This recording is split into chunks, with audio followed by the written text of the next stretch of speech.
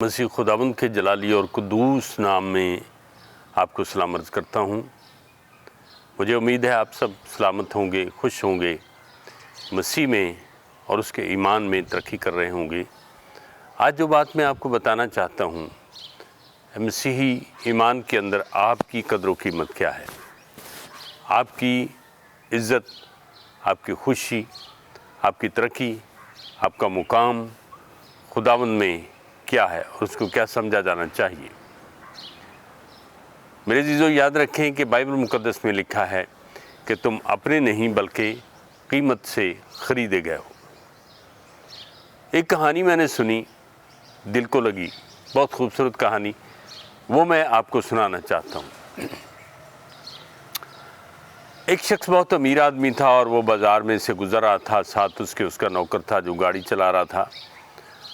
और एक जगह पर वो गाड़ी ऐसा चल रही थी और बहुत से भिखारी उसके आगे अपने कशकोल आगे बढ़ा रहे थे और वो उनमें कुछ डाल रहा था।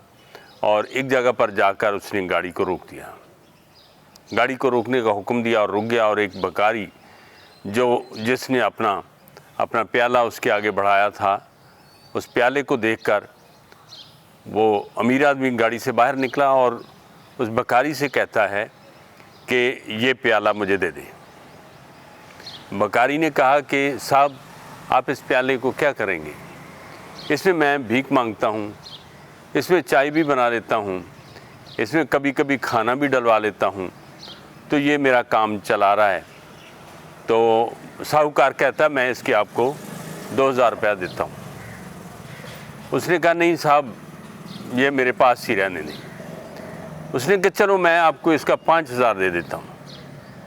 उसने कहा कि अच्छा।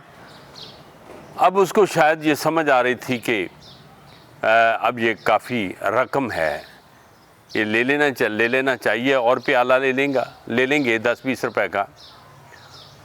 तो उसने वो प्याला उस साहूकार को दे दिया, जिसका रंग भी स्याह हो चुका था, जो गंदा हो चुका था। तो जब वो गाड़ी में बैठ जाता है मालिक, तो ड्राइवर पूछता है कि साहब, ये इतना महंगा आपने प्याला ले लिया, ये आपके किस काम का है? तो मालिक ने उससे कहा कि आपको इस प्याले की कद्र कीमत का अंदाज़ा नहीं है। तो उसने कहा, अच्छा। मालिक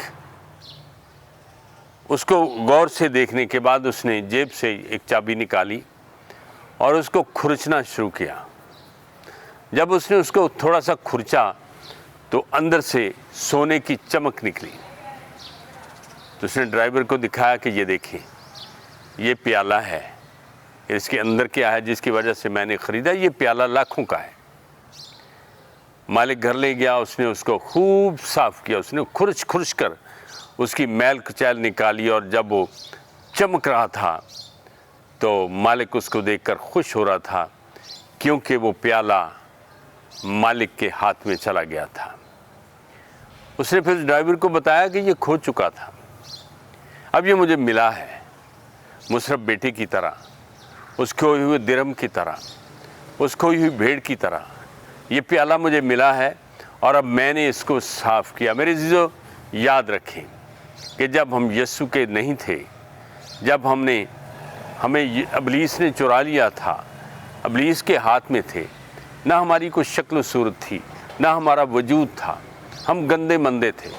मगर जब हम उस हकीकी मालिक के हाथ में आ गए, यीशु के हाथ में आ गए, उसने अपने खून से हमारे तमाम किरमजी दाग और धब्बे सब उतार दिए। और सोचें, मेरी और आपकी कदर कीमत क्या होनी चाहिए। हम अपनी कदर कीमत क्या समझते हैं? जबकि हम बेवजूद थे, अब हमारा वजूद है।